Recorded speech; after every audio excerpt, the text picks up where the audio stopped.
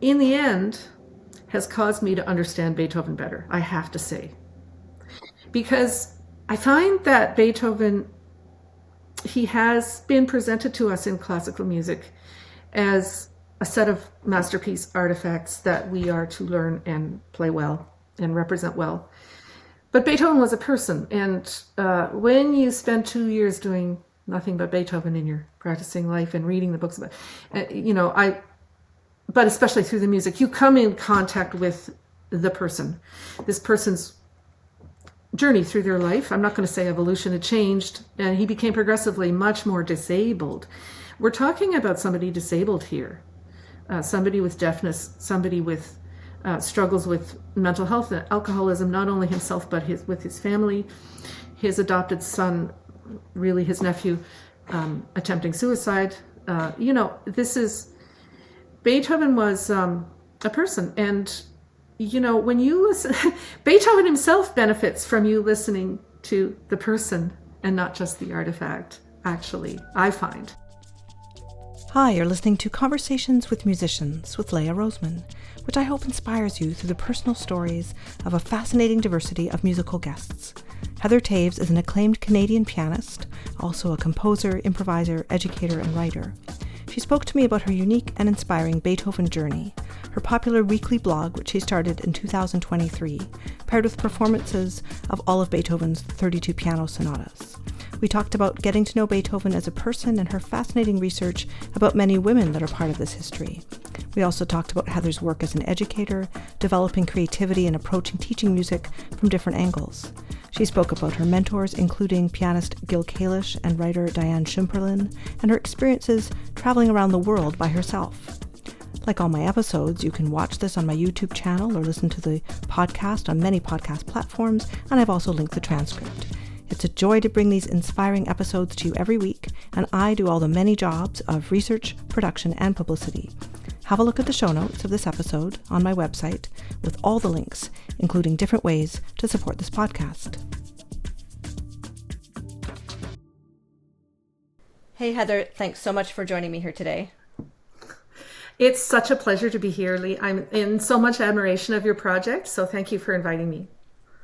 I love your beautiful island, PEI. Of course, I've only been there in the summer, like most tourists, but I've got to know the winter vistas a little bit from following you on Facebook. And I've actually had 2 other PEI musicians on this podcast, which is kind of weird because, I've had people from over 30 countries. But so Julia McLean, I believe the cellist, my colleague, and Matt Zimbel.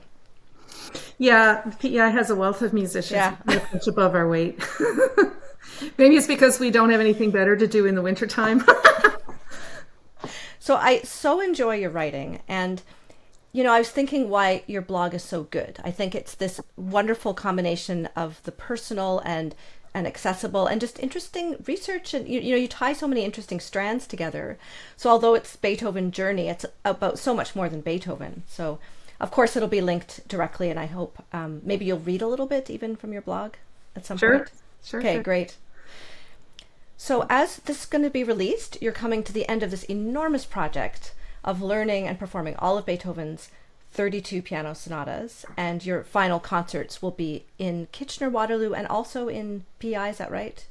In Annapolis Valley, there's a new series. Okay. It's wonderful.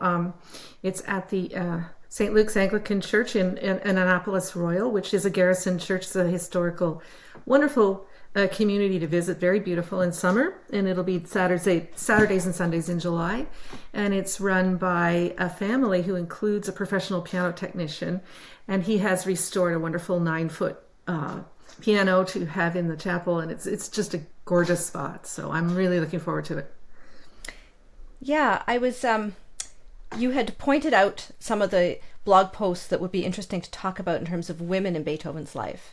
And as I started to read them, it was just fascinating to me, the different aspects. So one of them was the piano builder. Nanette Streicher. A lot of people may not realize that the piano was being developed at this time. It was a relatively new instrument. Mm-hmm. Yeah, that's right. So there were several different schools of pianos too, so there was dozens of piano builders in Vienna, which was about the size of Halifax at the time. And there were many piano builders in England, and there were many in France. And Beethoven had access to all of those pianos because all the builders sent him trial pianos, and he usually had a couple of extra pianos on their sides in various states of disrepair in the lobbies of his rented apartments. So it was part of the general chaos of his living circumstances. But Nanette Streicher really helped him with all of them. So if you think about the inside of a piano, the hammer faces a certain way and it comes up, but a Viennese piano, the hammer is faced the other way. So it hits a different part of the string than an English or a French piano. And so they had a very particular kind of action. But Nanette Streicher, who was the daughter of Mozart's piano builder, it was a really established Viennese family. And Nanette listened carefully to Beethoven and tried to figure out what it is that he was trying to do next. And the piano was gradually getting larger. And then Broadwood from England or Erard from Paris would send Beethoven pianos, and Nanette would modify them for him. So she was his technician, and he also his general household advisor, and helped him find people to make his meals and that kind of thing. And he went over to their house a lot.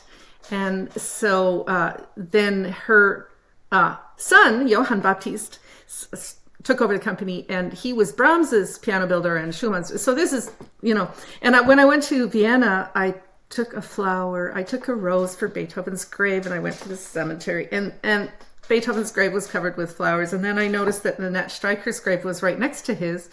So I put my flower on hers because I figured that she probably facilitated the whole thing. So, yeah. Wow, that's so fascinating. You must have... I know you read all these many, many biographies about Beethoven. Did you go? Doris Stackers. Yeah, long winter evenings. Yeah. Well, where can we go with this? I was just thinking about, we were talking about your final concerts, and I know the way you've organized each program, it's not consecutive in terms of his works. You have themes, and do you want to talk a little bit about that programming process? Yeah, I have... These are my scores. This was a present on graduation from a student of mine. My students used to steal my scores a lot, so he thought I needed a replacement. This turns out to be a really good addition. And as you can see, I've got markers for the next 3 concerts, so I have them themed. Mm-hmm. And so there's a green concert and a pink one and a blue one. And you'll see that each of these concerts goes through his life, if you can see that. So that if you're an audience member and you just go to one concert, you will get a span from early to late works in each one of the 8 concerts that it takes to do this cycle. And so because I talk, and I have a microphone and I talk, and I have talking notes, which the audience seems to really like, I have made a name for each one of them. So there is Divine Comedy, there is Beast, there is Dedications. And so I take a theme and then I go through from early to late with that theme so that I can pick out highlights of a certain aspect of his character. Mm-hmm. And many of these concerts you've done at the Kitchener-Waterloo Chamber Music Society, and I believe there's quite an interesting history about that series. Oh, yes. Well, I mean, I'm a retired professor at Wilfrid Laurier. I took early retirement to do this project. So Jean Narveson started that series. And the Beethoven cycle is very intimately connected to this series because Jan is a Beethoven aficionado. And it's funny because when I first got hired at Laurier in the mid-90s, I was playing mostly women composers. And I think Jan looked on me with a little bit of suspicion at first, but he soon came to really be a great supporter. He and his wife, who I must mention, Jean Narveson, who writes a periodical that gets spread around Kitchener-Waterloo telling everything that's going on in the classical music community, and also puts up with all of the concerts that were in his house for many years. So Jan made the acquaintance of Anton Kuerti, who was one of the first people in Canada to do the whole Beethoven cycle. And Kuerti's a wonderful role model for me because he not only learned all the Beethovens, but he took them across Canada to all communities and in the most incredible conditions, and often just driving his own piano around on back roads and through the mountains. And he was just unbelievable. And so Jan wanted Anton to play the complete cycle in his home, but he didn't have a good piano. So Anton helped him fundraise. So they got a diagram of all the 88 keys on the wall, and people could buy a key, and that way they raised enough money for a good piano for this series, which is still in Jan's house. And they don't have, he's too old to host it in his home, so now they're using venues around town. But I still go there to practice on his piano that he and Anton raised money for. And then he had the Beethoven cycle. Jan hosted it with Robert Silverman playing, who is based in British Columbia, but from Montreal. And Robert, or Bob as he's called, and I studied with the same teacher in our early years, who was Dorothy Morton in Montreal. And so we're quite close because of that connection. And so I've talked to Bob quite often about this. I also have lots of memories of Anton and played a concert with him at one point. And I have a blog posted with memories of Anton. But so I feel like I have worthy predecessors for this. They're not women playing the piano. And when I did my doctorate degree at Stony Brook University on Long Island, I chose as my topic women, the history of women as interpreters of Beethoven's sonata, which I think is incredibly rich. It's an incredibly rich subject that nobody's done. So I'm hoping to publish a book about it at some point. And I don't really have time to talk about that in my concerts so much. I have one concert, which is all sonatas that he wrote for women. It's a big topic, but I theorize that there was a actual women performing tradition during the 19th century that got obscured when the recording industry came in the early 20th century. And I show this through a lot of different evidence, but in researching the reception of these women as performers, first of all, Beethoven loved them. He preferred them to the male interpreters, and you can understand why, because he was in competition with the other males, and they wanted to play their own music and not his, whereas the women were people who listened to Beethoven and who, just like with Nanette Streicher, his piano builder, they were very alive to what he was trying to do.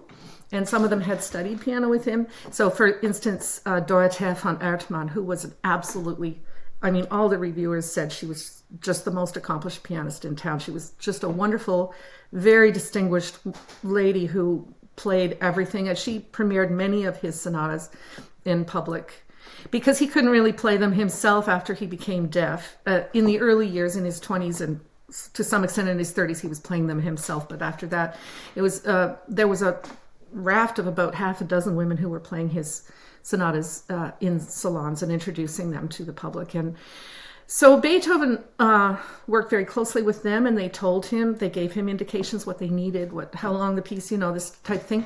And then later on, sort of women throughout the 19th century carried on this tradition, primarily Clara Schumann, of course, who brought his music to the public in a very dedicated way. Franz Liszt also played Beethoven sonatas, but Clara Schumann was kind of complaining about Liszt because he played as he wanted the Beethoven sonatas to be, which is to throw in improvisations in the middle and, delve off into the latest opera and, do improvisations on Colbert le Diable. And it was kind of, Liszt had his persona and his, where Clara was very humble. She was very educated. She just did exactly what was in the score. And so our tradition of Beethoven doing that is based on her tradition, and also the way she designed a concert was like that.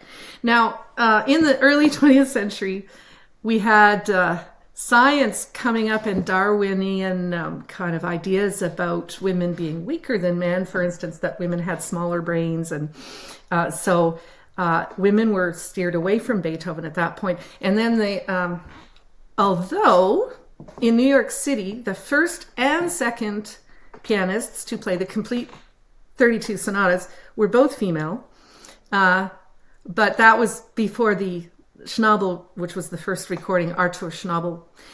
came out.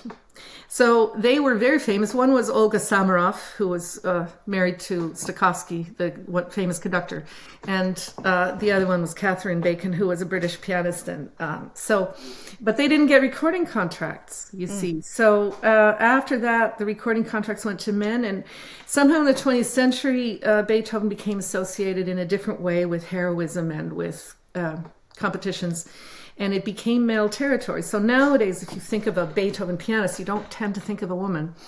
And I've looked at who's done this, like who's done all 32 sonatas and why would they do something so crazy? It's kind of crazy. So I have been making a list, which starts with Beethoven. And because he played all his sonatas, of course. And then I have found 135. But that's after a year of looking throughout history, who have played the complete cycle. They haven't all recorded it, but they've at least performed it. And 25 of those are female, many from before our time, but there are some who are out there right now, including the Canadian pianist Angela Hewitt, who has done who has during the past 16 years recorded the Beethoven sonatas. So that's a really big passion project for her that she's taken a long time to do, and that's been done before. Annie Fischer, the Hungarian pianist, also took over a decade to record her very wonderful set that's usually mentioned in the top 10 sets. So it takes people who want to do it extremely very, very polished way with high production values, and it's very expensive. Do this usually over a course of a long time. So Angela Hewitt has done that. And Robert Silverman has started on recording it the second time with better production values, but he hasn't gotten all the way through it. And so, I hope to record at some point, of course. But right now I'm really focused on my audience because I love playing these for audiences. I did listen to some of your recorded work. You haven't recorded the Beethoven yet, and it's interesting with musical memory, and I want to address that with you, Heather. It makes a few connections. So you have this gorgeous recording album, Song Without Words, and you have music of Robert and Clara Schumann and Brahms. And when I was listening to that Arabesque in C major by Robert Schumann, it brought back such a strong memory because my brother, who's older than me, would be practicing that when I'd be going to sleep as a child, probably over many months. And I hadn't heard it in so long. And hearing your beautiful recording. Would it be okay? Could we include some of that in this podcast? Absolutely. That's actually a favorite. Many people pick out that one as one they like. So, yeah. You're about to hear a clip from Heather's recording of the Arabesque in C major by Robert Schumann on her album Song Without Words, which I'll link in the show notes for you.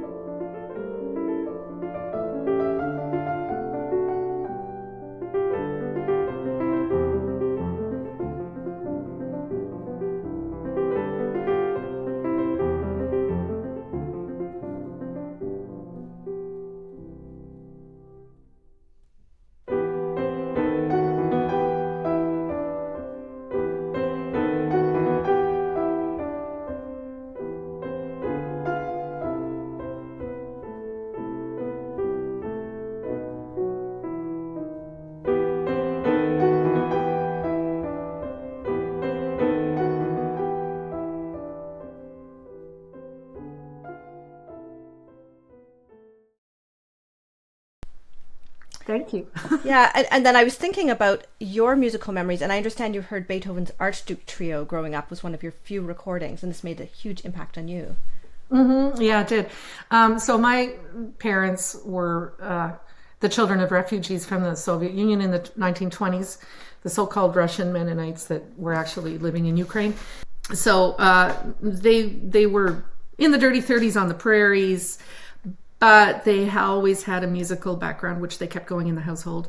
And my aunt, in particular, Aunt Mary, she was a very colorful character, and took her younger brother, that's my dad, Victor, to the Winnipeg Symphony. They would have to. She used her egg money for that. She sold eggs. She bought tickets. She took him there. She dressed in her fox fur that had like the head of a fox and put a big hat on. And he was a little embarrassed because he was younger, and took him to the symphony and really promoted his love of music. And so she wrote on her vinyl albums what she thought of them, and I have a few of those. But so Dad bought the Archduke Trio. I don't know why or how, but it was one of 4 classical records we had. He had a suitcase recorder. In our little bungalow, we had a VW Beetle. We were living in Winnipeg. This is how I was born and raised until I was 8 years old, and then we moved to Prince Edward Island.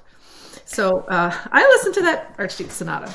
You said recorder. You mean like a sorry, record player. A record player, yes.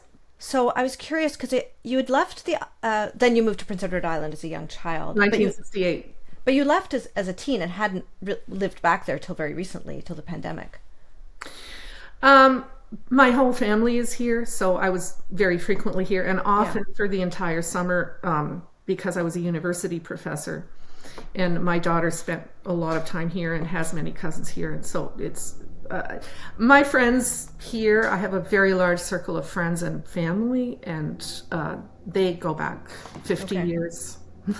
Yeah, that's lovely. I was just curious about that because I'm very much regarded as an islander here. Absolutely regarded as an islander here. And of course, I played many concerts here over the years. And not only classical, I should say, but because I went to high school with, musicians in many genres.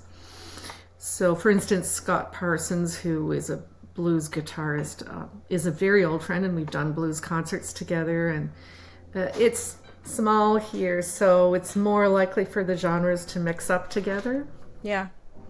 I enjoyed your East Coast suite, which I found on YouTube. That's a mixed genre one. Yeah. I particularly like the Toccata on that. Yeah, that was an experiment with the Fibonacci series. So it's, if you listen to it's like all fast notes, but there's bum, bum, bum, bum. So it's 1, 1, 1, 2, 1, 2, 3, 1, 2, 3, 4, 5, and then it goes on like that. And eventually, of course, I get these long chains of scales because I have many notes in the Fibonacci series.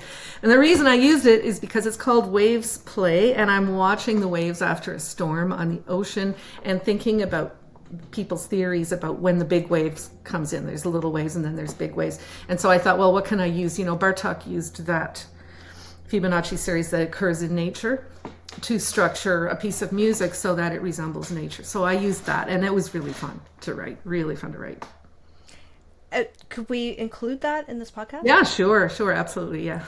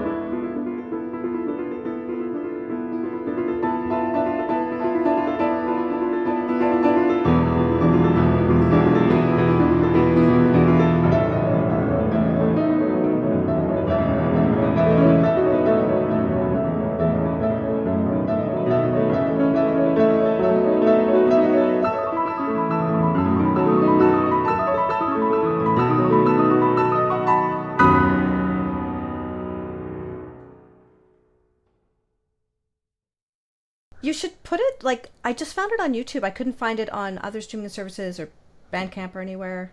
Sometimes these older recordings Eventually, I have to get things on Bandcamp. Yeah, you should. Yes. One of my next projects, yes. I'm coming off of being a professor where I didn't have time to do a lot of those things, especially in my senior years as a professor where I was on many committees and coordinated programs. So that's one reason I took early retirement, so I could just be a musician again. Yeah. I was going to ask you about, because I know when you were teaching, you developed this creative projects.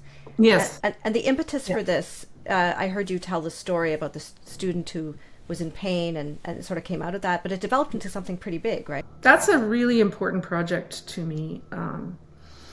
So I guess that came out of, in my early career, I had a pretty, you might say, a hotshot early performing career where I was, winning the competitions and going to the big schools and having the big, and so when I won that coveted university job, I won a tenure track job right out of my doctorate degree.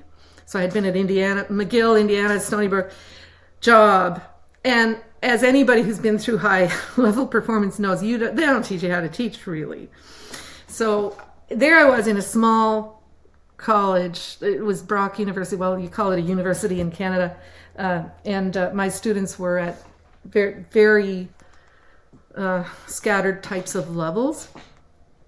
And I spent my 4 years of teaching there becoming increasingly frustrated that I could not teach them my high-level playing approaches and trying to figure out what I was doing wrong, that they couldn't just get it. And I was completely off track of what I should be doing, because teaching is about the person.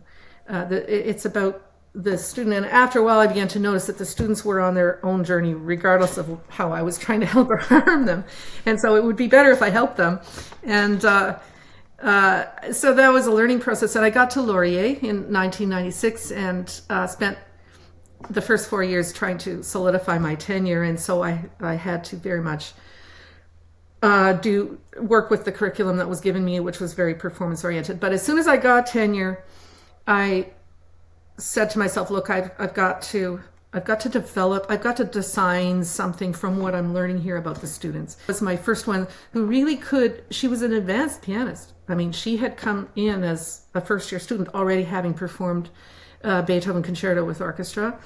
And she just came apart, she couldn't play.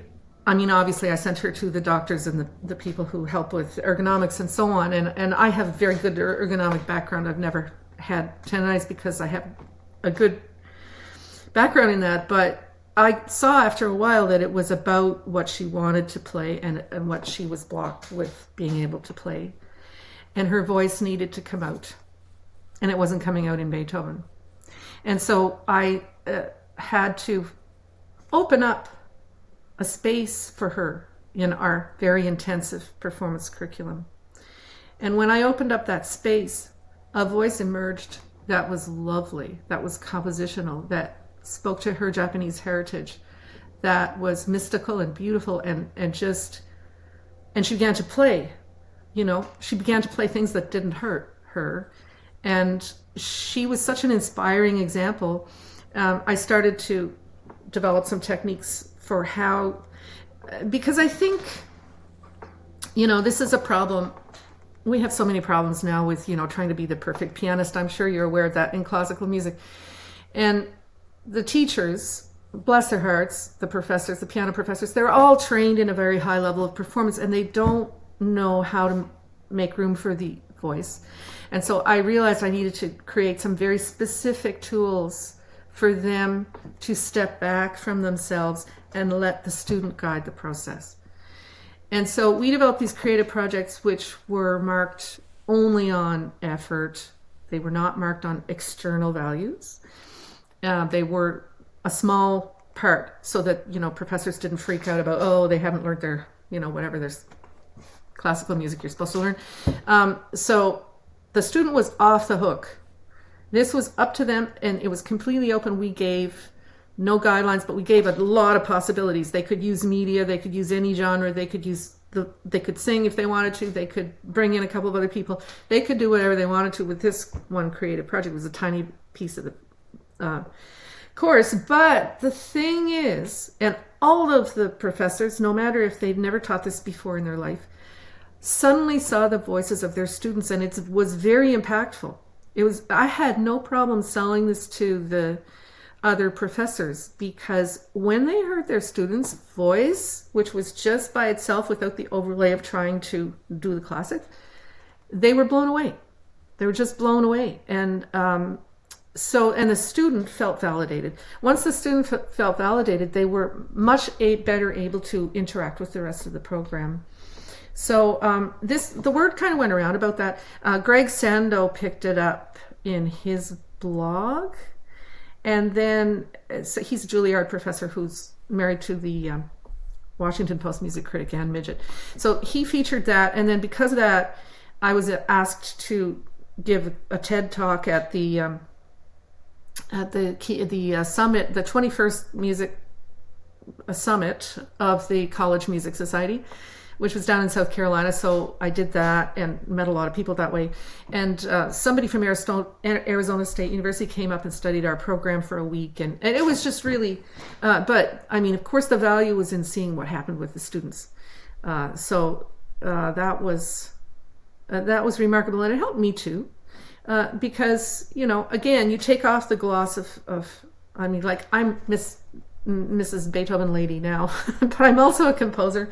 And I also do electronic music, and I work with paintings, and I work with differently abled folks, and I love all that stuff, but I'm not perfect at it, not even necessarily very good at it, but it doesn't matter. I am expressing my voice, and that is just a part of my life that, in the end, has caused me to understand Beethoven better, I have to say. Mm-hmm. Because I find that Beethoven, he has been presented to us in classical music as a set of masterpiece artifacts that we are to learn and play well and represent well. But Beethoven was a person, and when you spend 2 years doing nothing but Beethoven in your practicing life and reading the books about, but especially through the music, you come in contact with the person, this person's journey through their life. I'm not going to say evolution, it changed, and he became progressively much more disabled. We're talking about somebody disabled here, somebody with deafness, somebody with struggles with mental health and alcoholism, not only himself but with his family, his adopted son, really his nephew, attempting suicide. Beethoven was a person, and when you listen, Beethoven himself benefits from you listening to the person and not just the artifact, actually, I find. So I've learned many things about Beethoven through this idea that it's the person who is expressing something. And with Beethoven, you realize that really we shouldn't be using him to judge and criticize others as we do with Beethoven being a required audition piece, a competition piece. I mean, it's a form of respect in one way, but unfortunately it's a little bit damaging to the idea that Beethoven wrote all of these things to be in a dialogue. Sometimes a dialogue with the person he wrote it for, other times a dialogue with what he conceived of as the divine, which he did many readings about the divine, many across religions. He wrote he read Hindu texts, and Beethoven was always in dialogue, and that's why we don't have any definitive Beethoven sonata performance ever. So I have felt enabled to enter into a dialogue with Beethoven, but in order to be in a dialogue, you have to have your own voice, And so I go, oh, okay, you're doing that with your composition. I could try something like that. It's like, I am peanuts. The guy was amazing, but I can still be in dialogue with him. And he's actually very amenable to that. He wrote things not only to frustrate you and to joke with you, but also to really be your friend. And it's wonderful to see that friendship that emerges if you're in a genuine dialogue with the man.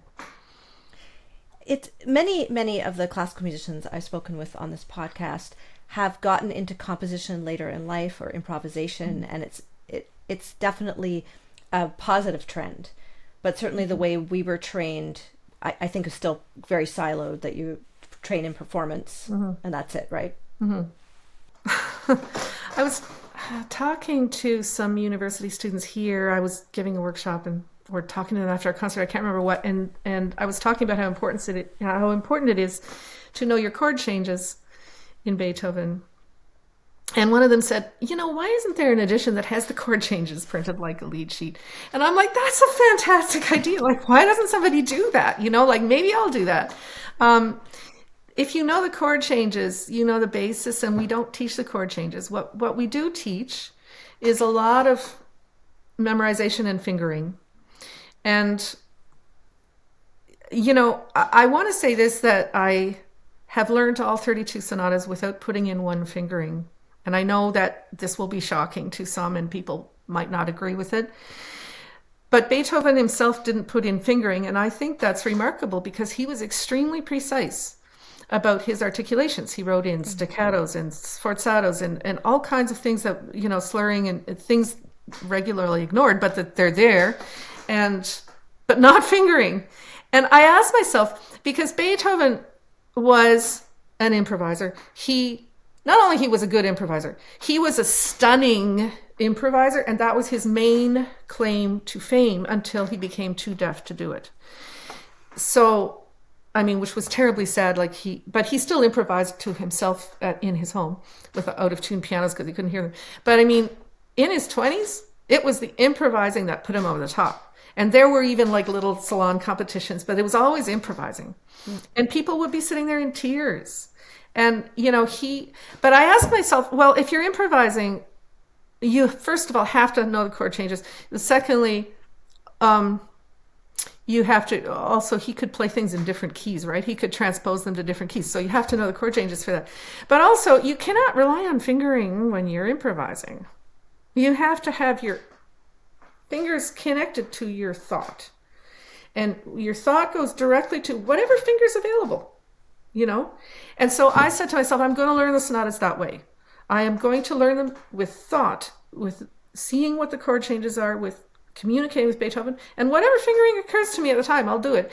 And somehow I hit the notes that way. It's a very fascinating thing. And so many things about this have caused me to question the way I taught Beethoven for many years. But anyway. I'm curious, are you performing sometimes from memory or always? I'm performing always from memory. Okay. Which I don't think is necessary. I studied with Gil Kalish, my doctorate, who never performs from memory. He has some kind of special need where he can't memorize anything. And it's made him one of the world's great performers of contemporary repertoire. He premiered Elliott Carter and all kinds of things, and just never from memory. But he also performed, Haydn sonatas. He did all the Haydn sonatas. He performed at Tanglewood classical music, always with the score. And in terms of current performance practice, there's 4 people doing the Beethoven cycle this year. I'm one of them. But another one is Jeffrey Swan, and then there's Boris Giltberg, and there's Fabian Müller in Germany. And Boris Giltberg, who is a competition, he won the first prize in the Leeds, has been doing the complete Beethoven at Wigmore Hall in London, and he is using a score. He's using an iPad. He has it inside the piano, and he has somebody off stage turning his pages for him. Really? Yeah. It's really quite fascinating. And the audience, because at Wigmore Hall is kind of a platform setup, so they can't see that iPad. But you can see it on the live stream, and some of those are live streamed, and he is not turning his own pages. So that's the way he's doing it, and I more power to him, but I like memorizing. So I'm just trying to wrap my head around that. I guess it makes sense because normally physically you'd have a page turner as a pianist, so it's just the same kind of anticipation. Yeah, why not? Yeah. He's figured out some way to do it, and works for him. Richard Good, who performed the cycle for many years from memory, very distinguished version, now performs from the score. He's getting up there in years, and he just gave up the memory. Maybe I'll do that one day too. I don't think it's necessary. And then I think I would also say that many people who play from memory are missing stuff. They're missing slurs, and they're usually getting the notes, but they're missing like a forte piano, and I do too. It's not a perfect science, this is 650 pages of music. You can't remember every dot all the time. So it's a bit of a trade-off to play from memory, actually, and I think Beethoven wasn't that enamored of it wasn't commonly done during his time, and I think a few people did it and he thought they were show-offs. But yeah. As we have this conversation, just last night I finished editing my episode with Canadian pianist Catherine Dowling, so that'll be out. Oh, she's such a wonderful pianist. She is. I love her playing. So, well, it's interesting because she memorizes absolutely everything, and Yes. for her own reasons, which she explains. Also, And she also studied with Gil, who did exactly. So never we discussed him quite a bit. I had a very short interaction with him that was very memorable when I was a fellow at Tanglewood. He coached. Yes. Yeah, and I really remembered what a wonderful coach he was. So I asked her about him. So I'm going to ask you the same question.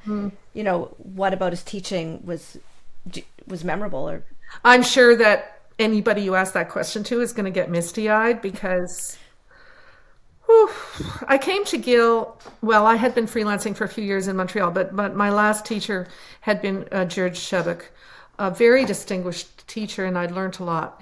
But Shebek had a completely different approach from Gil, and I was trying to decide whether I should do my doctorate with Shebek or with Gil. And they were both at the Banff Center one spring, and I went there, and I talked to them both.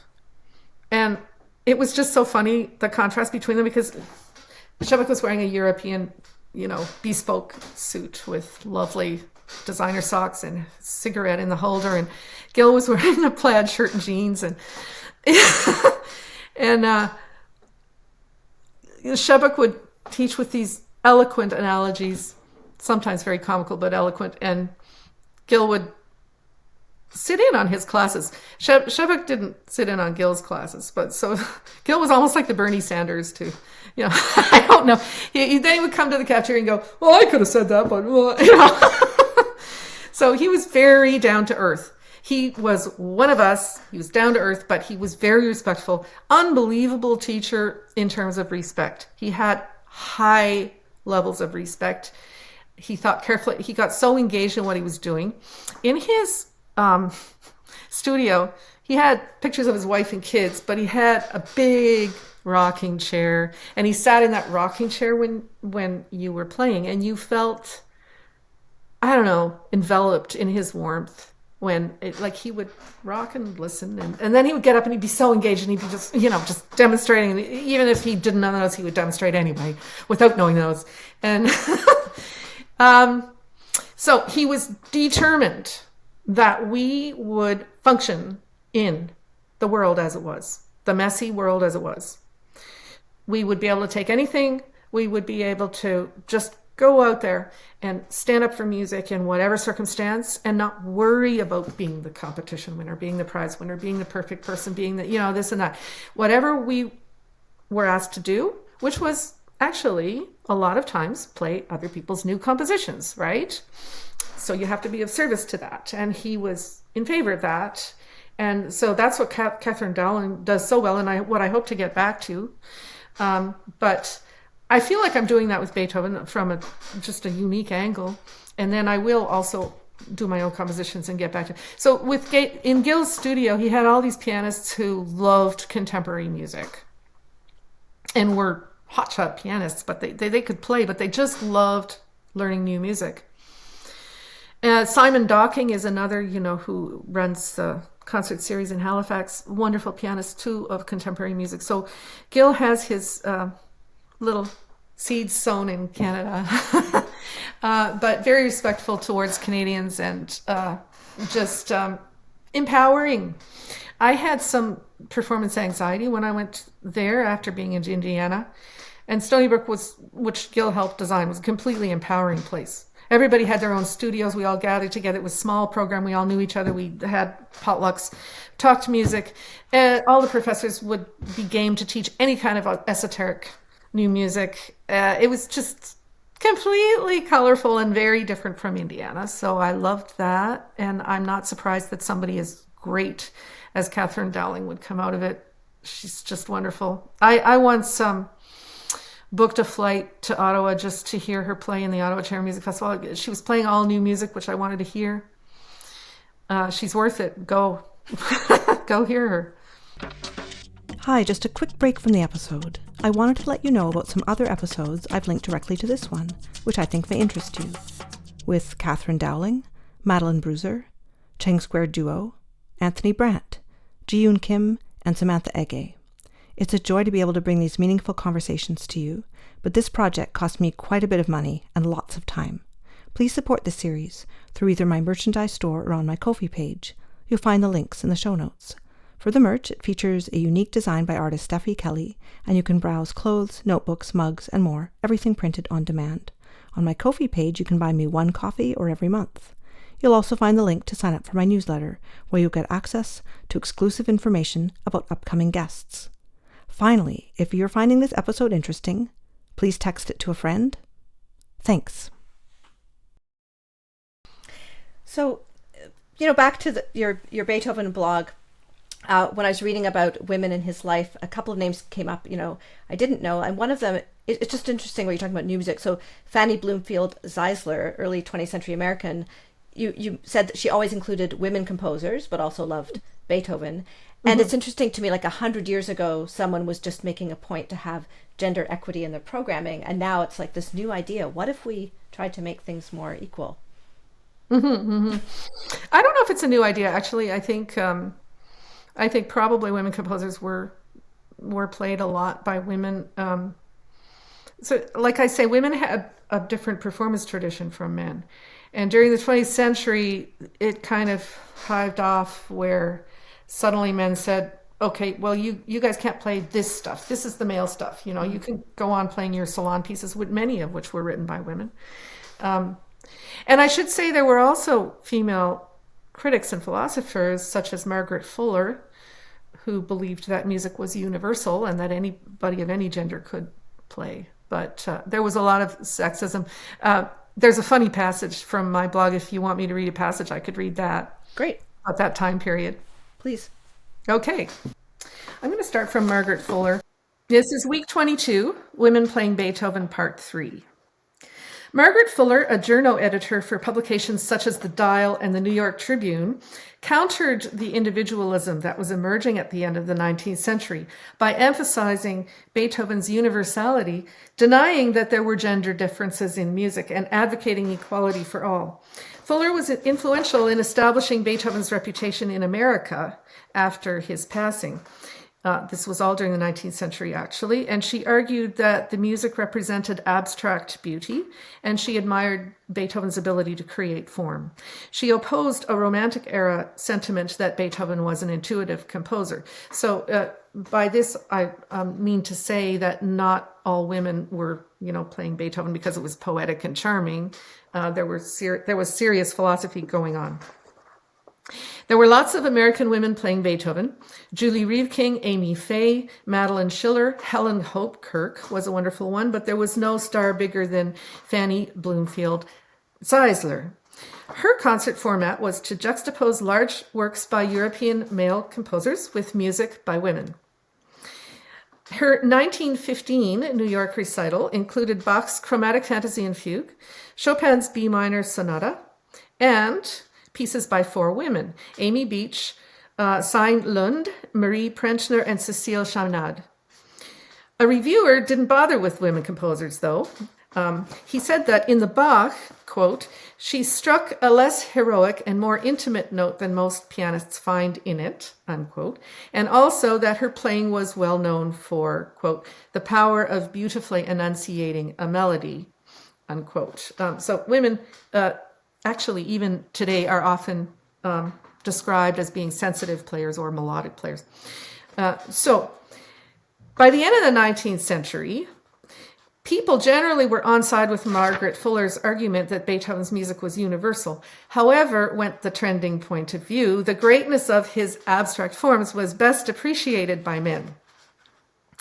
Because it was about at this time that a scientific theory that women had smaller brains than men and were therefore less intelligent was circulating, supported by none other than Darwin himself.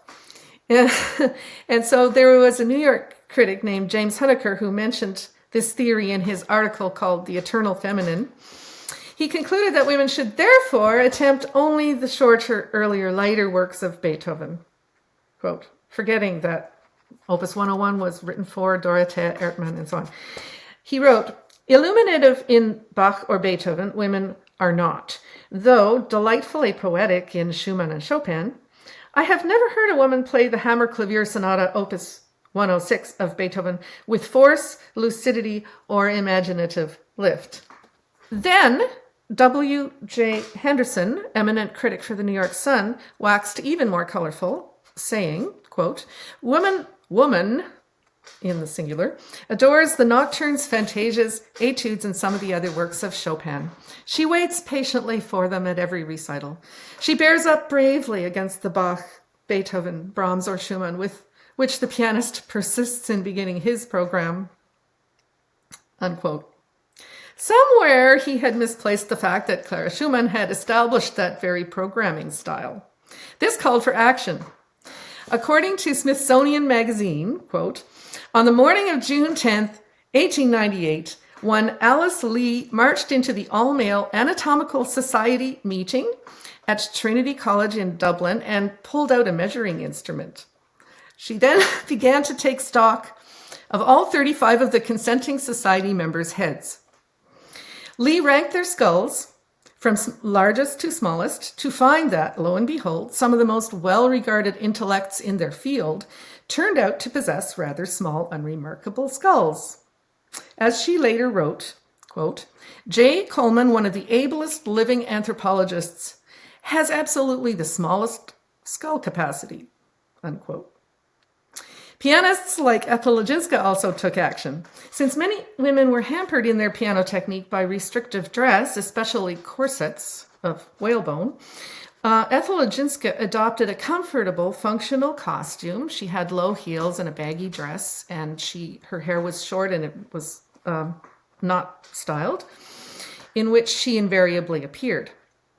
In 1916, her recital at Carnegie Hall, which included only works by Bach, Beethoven, and Brahms, inspired the following reaction in the New York Times.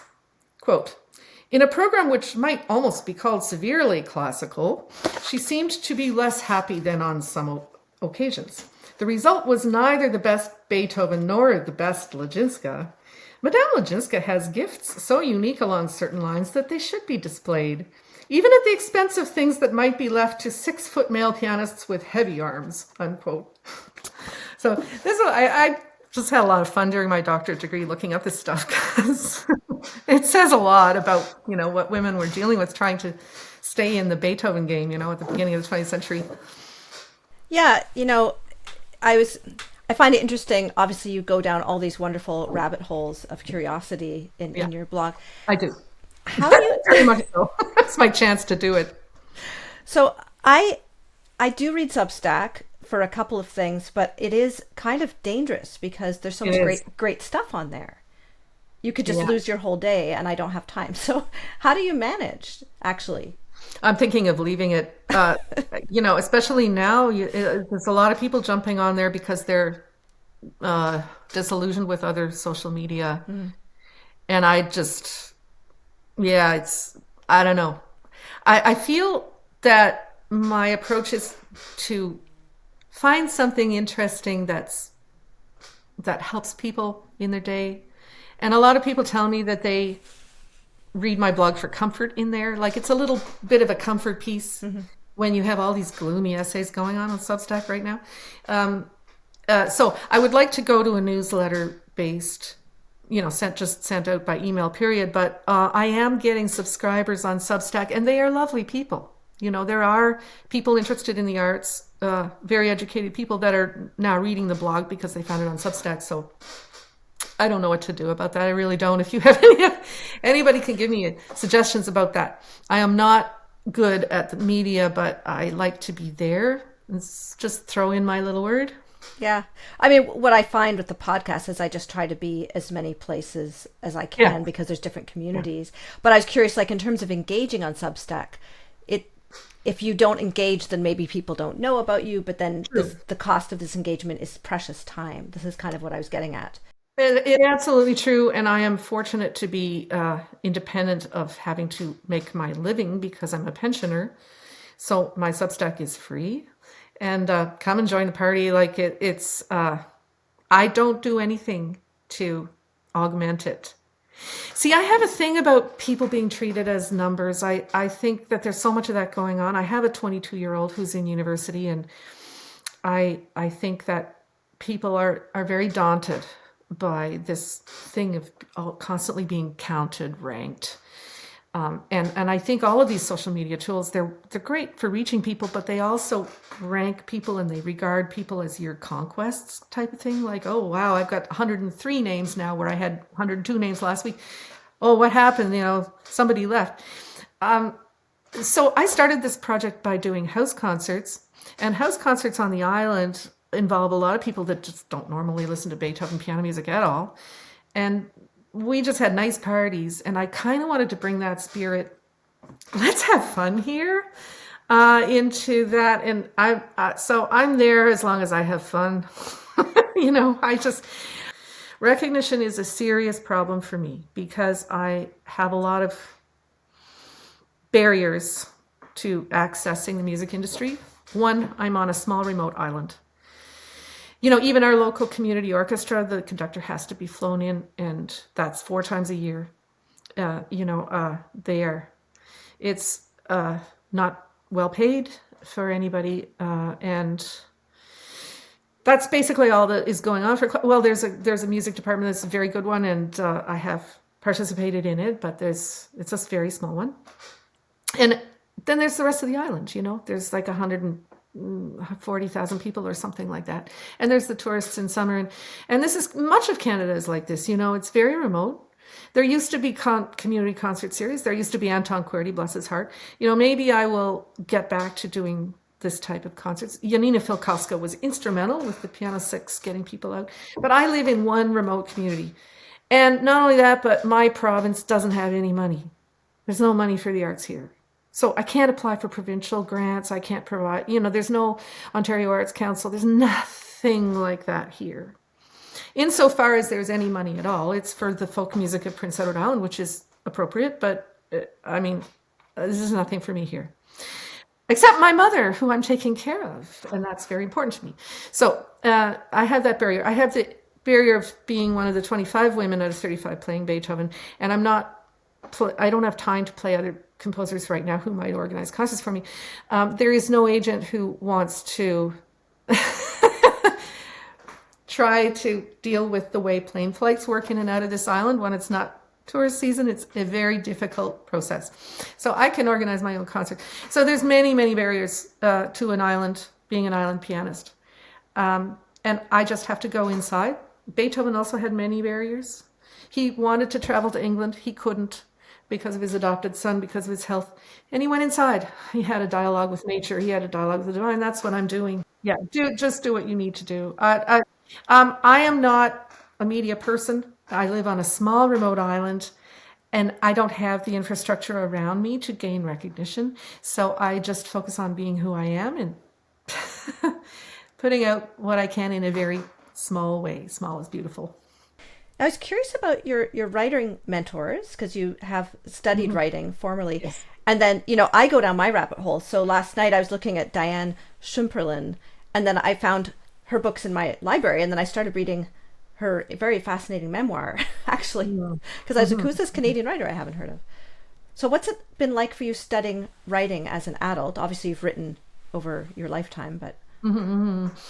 I started writing with my doctoral essays, where I definitely went well beyond what any performer is supposed to do. But I put those aside.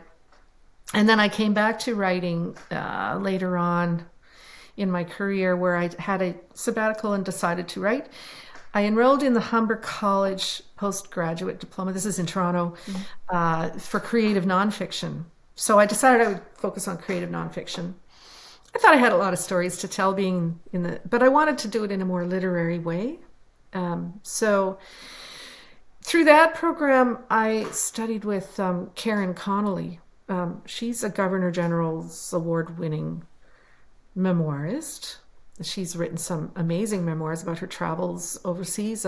She's also a poet. So I did this. This was on an online program before the pandemic. I did an online program, and I wrote 400 pages together with Karen. And at the end, then the program was over, and she said, "You still have a lot of work to do." I mean, you gotta do a lot of writing when you're a writer. I didn't go the route of submitting to a lot of different publications because I was too busy as a piano professor and trying to get concerts.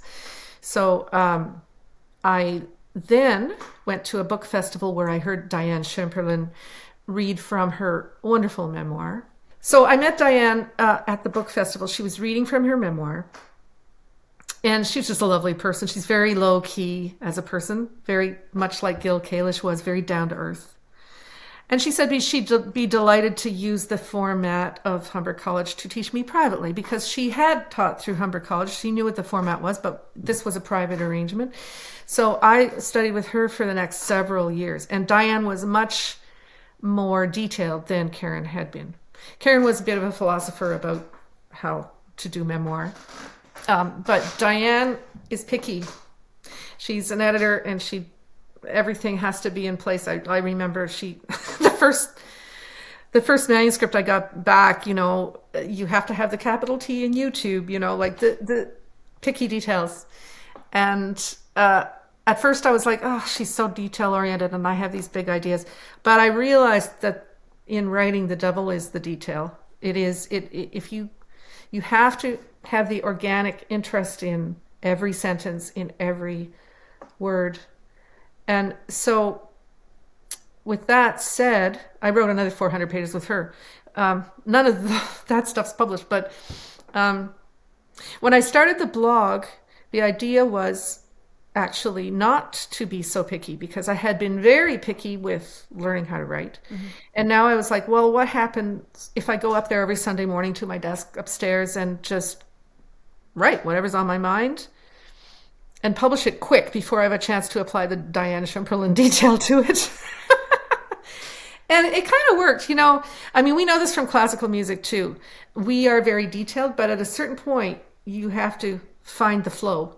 And so that helped me find the flow. And then now I'm going back and I'm correcting my first year, and I want to make a book out of this. I do want to make a memoir out of this Beethoven Journey. So I will correct in detail, but I wanted the flow, and I wanted the spontaneity, and I wanted the fun. And so I write for an hour or two, and then I throw it out. That's it. Put links onto Facebook and different things, but it's on Substack. Yeah. Yeah. I don't decide in advance what I'm going to write about, because with writing, it is so interesting. Even it's just like this podcast, is that it's better sometimes not to decide in advance.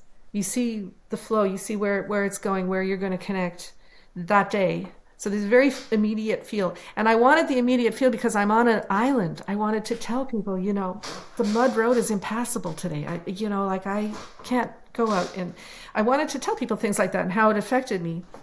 Mm-hmm. Yeah. There's definitely a feeling of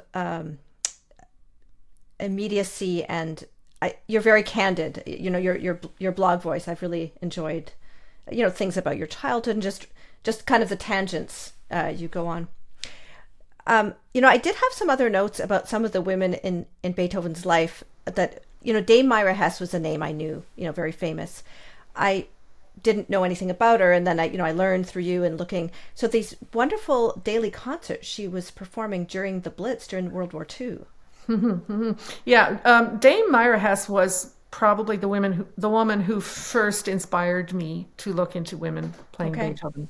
She said that Beethoven was her favorite composer, but she had hardly recorded any Beethoven. And I asked myself, well, why was that? And I kind of figured that out. But her story is so moving, right? Because she was of Jewish ancestry, but she was raised in England.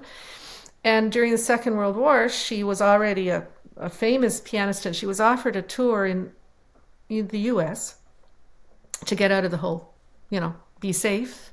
And she said, no, kind of like Zelensky, I don't need a ride, I need ammunition. Except in her case, her ammunition, as it were, was was concerts.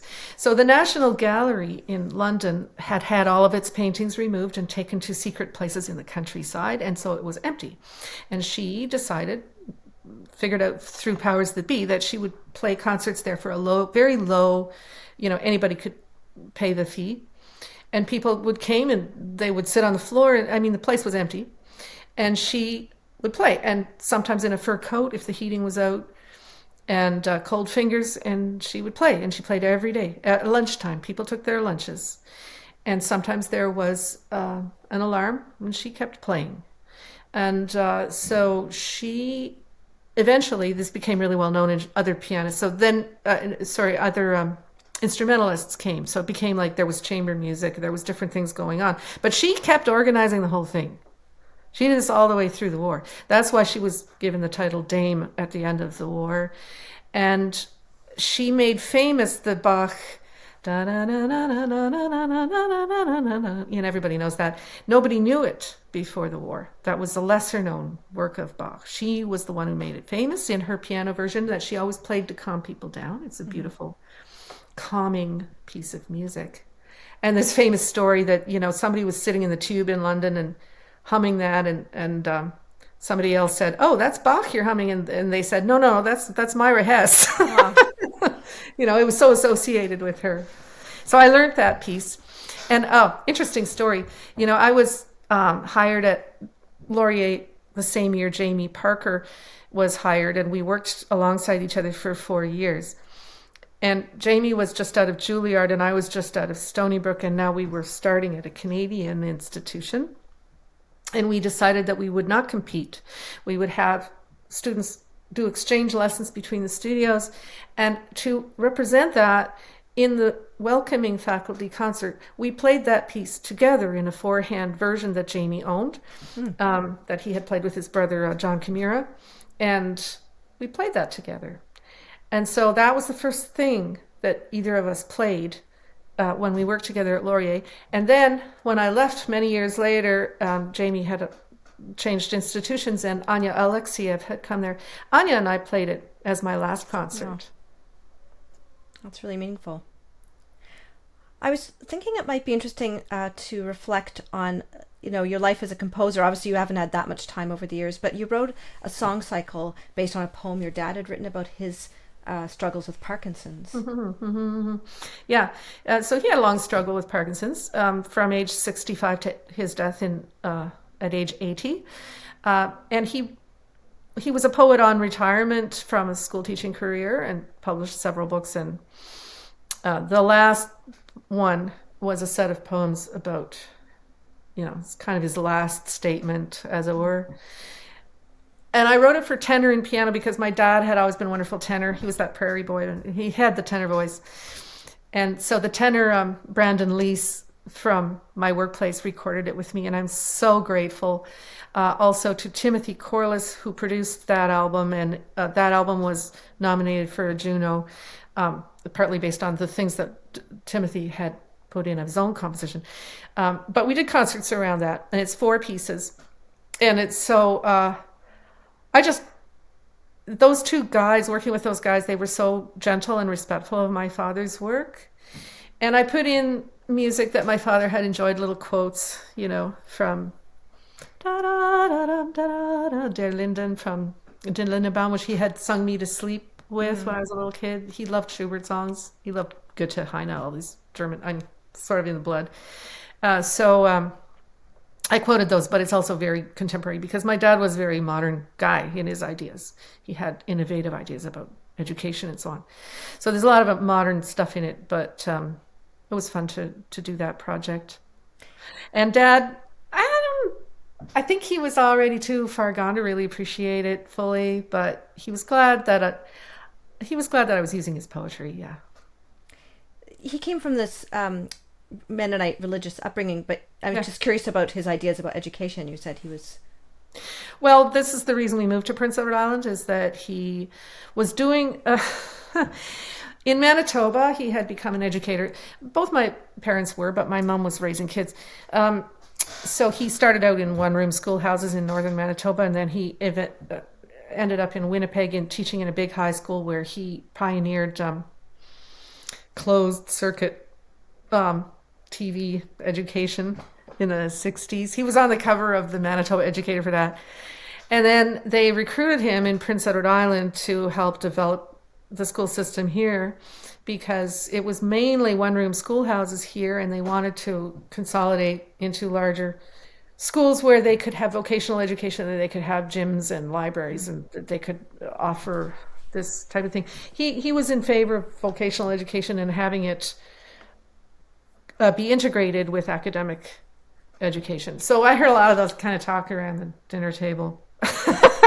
It was a tough call, though, because the one-room schoolhouses were very central to the little communities of Prince Edward Island socially, and when they got bussed out, a lot of things died in the community. So it was difficult. It was quite bittersweet, I would say, his ideas and his work. Heather, we've talked a lot about sense of place and returning to your roots in PI and all this sort of thing. But I know you took this sort of huge world trip on your first sabbatical in 2000. So if you'd like to talk about that a little bit, that might be very interesting. So I started out my world trip because I was questioning my Canadian identity.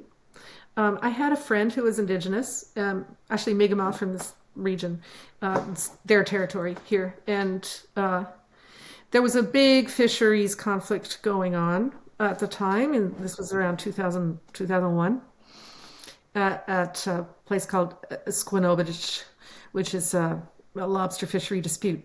And I won't go into it, but it caused me to question what it meant to be a Canadian.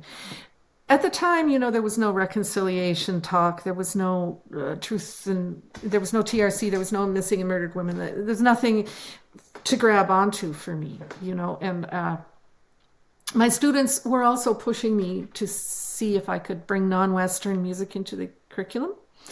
So I decided I would do this round the world trip. I thought it'd be kind of give me perspective. And I wrote about it in my Humber College program. I have never published that stuff. I started out from Mi'kmaq territory, and I flew to Europe, and then I spent some time in Western and then Eastern Europe, and then over India, which I skipped because I had just divorced from an Indian guy, but I kind of knew what... Anyway, I went to Singapore, and then I went to Australia, New Zealand, came back through Hawaii to Vancouver, where my mother was, and then took the train back across Canada, having been through the rest of the world, just to kind of see, on the Canadian, which was what the name of the train is, the passenger train, to see Canada from this other perspective. It was just a remarkable trip. And along the way, I tried to listen to street musicians, so I document that. I also stayed in the home of the New Zealand String Quartet, and Anton Kuerti was visiting, so I did touch base with the classical music world at various points. But I collected... At the time, there was a lot of paper around because it was before social media. So everybody advertised things by leaving little pieces of paper around, cards and brochures, and they were just everywhere, and they were beautifully designed. Graphic design of cards and advertising was huge at this period. So I collected a lot of it, and I still have it in a couple boxes upstairs because I thought, that's really interesting. People will want to see what was going on in 2000. So these are papers from around the world in the year 2000, and if anybody wants to look at them, I have them upstairs. I haven't opened those boxes since, so I don't know. But I think it would be very interesting, actually, to see, because it reflects what the music world was doing in 2000. Mm-hmm. And I came back definitely committed to Indigenous reconciliation. I wouldn't have used that word. For 20 years after that, I became the Faculty of Music's liaison to the Indigenous office at Laurier, and learned a lot, listened a lot. Listening, that's what we do as musicians. We have to listen. And so I think listening is the skill that we bring to that. That's the most fundamental skill we bring to that. Okay. Are there things that surprised you about traveling by yourself? Yeah. So I was fairly recently divorced, and I had been through kind of the steps, I was 40, so it was sort of a midlife thing. Mm-hmm. I'd been through building my home and car, and that marriage and that hadn't worked out for me. So I was searching, and I would say that I definitely found answers. I think it was a pilgrimage, and I definitely found answers. I felt, I became confident in myself, in my ability to not only survive, but feel comfortable talking to people. Ever since that trip, I was very introverted as a kid. I was shy.